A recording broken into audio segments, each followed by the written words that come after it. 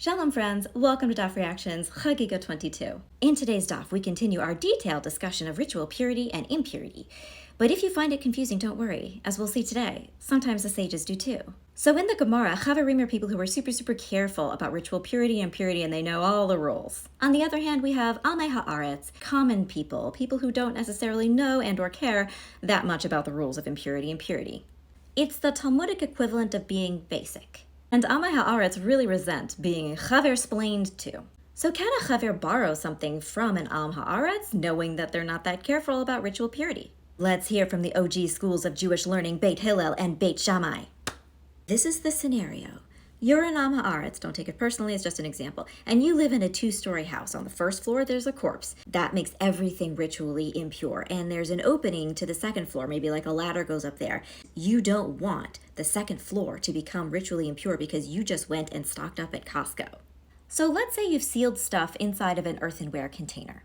Beit Hillel says that the container protects the stuff inside of it from the ritual impurity. And not only that, but you can also use the vessel to block the hole in the ceiling so that your upstairs stuff is fine. Beit Shammai says, no.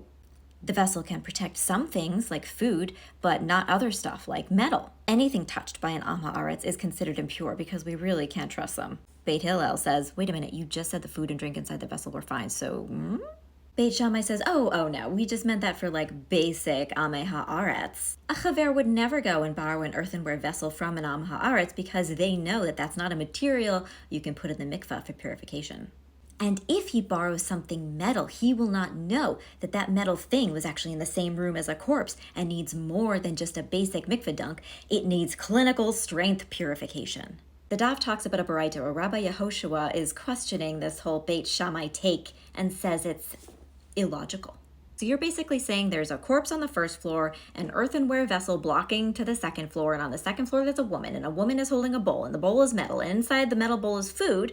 The food's fine, but the woman and the bowl are impure for 7 days because of the contact with a corpse. So a student of Beit Shammai comes by, and he's like, let me explain this to you. What happens when you tell the Am Haaretz that all their stuff is tameh? They're going to be like, oh my God, it's tameh. You know what? Your stuff is tameh. Bye. So in order to avoid this little problem, Beit Shammai declared it all impure. Rabbi Yehoshua was like, oh, you know what? That actually makes more sense than I thought it did. I think I need to issue a retraction. He goes to the grave of Beit Shammai and he apologizes for his really rude comments. He fasts in atonement so much that his teeth turn black. And this is why 9 out of 10 dentists recommend not talking shit about Beit Shammai.